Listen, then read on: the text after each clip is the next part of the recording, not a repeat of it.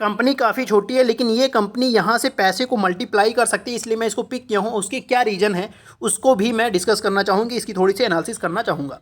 आप देख सकते हैं कि स्टॉक का पीई 13 के आसपास है, वहीं पे अगर आप इंडस्ट्री का पीई देखें तो वो आप देख सकते हैं कि 40 के आसपास है, मतलब कंपनी काफ़ी ज़्यादा सस्ती मिल रही है प्रेजेंट टाइम में।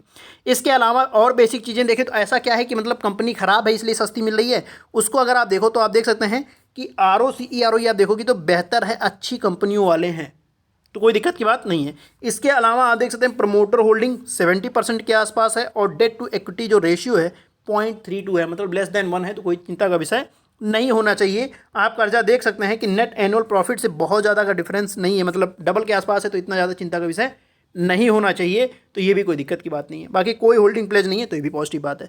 तो बहुत सारी बेसिक चीज़ें जो हम लोगों ने देखा वो कहीं ना कहीं उस पर कंपनी खरा उतर रही है, ठीक ठाक है।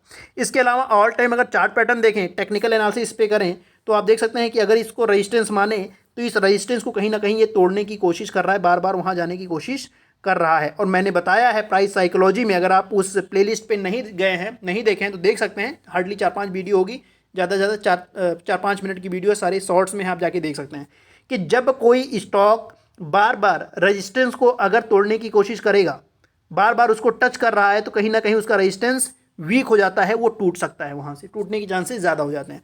इसी प्रकार अगर कोई स्टॉक बार बार सपोर्ट को तोड़ने की कोशिश कर रहा है, बार बार वो सपोर्ट को टच कर रहा है, तो उसके सपोर्ट कमज़ोर पड़ जाते हैं और उसके टूटने के चांसेस ज़्यादा हो जाते हैं। तो यहाँ पे टेक्निकल भी कहीं ना कहीं बुलिश साइन दे रहा है, बार बार ये रेजिस्टेंस को टच करने की कोशिश कर रहा है। बाकी इसके अलावा जो दूसरा सबसे बड़ा फैक्टर है, आप ये देख सकते हैं वैल्यूम कितनी भयंकर इसमें जनरेट हो रही है, मतलब something is going on in this company, क्योंकि इतना वैल्यूम तो कभी जनरेट ही नहीं हुआ था जितना रिसेंट में जनरेट हो रहा है। मतलब कुछ ना कुछ माल कलेक्ट किया जा रहा है, वो बहुत हैवी तौर पे, तो ये भी कहीं ना कहीं बुलिश साइन है।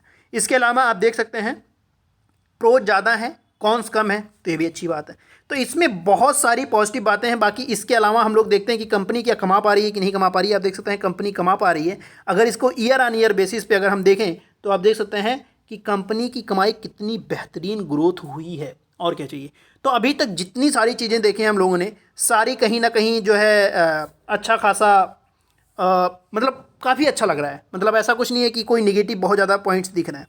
बाकी इसके अलावा अगर शेयर होल्डिंग पैटर्न देखने जाएं तो उसको आप देख सकते हैं। शेयर होल्डिंग पैटर्न पे अगर आप देखें तो आप ये देखिए कि प्रमोटर ने भी होल्डिंग बढ़ाई है, FIIs ने भी होल्डिंग बढ़ाई है, DIIs ने भी होल्डिंग बढ़ाई है।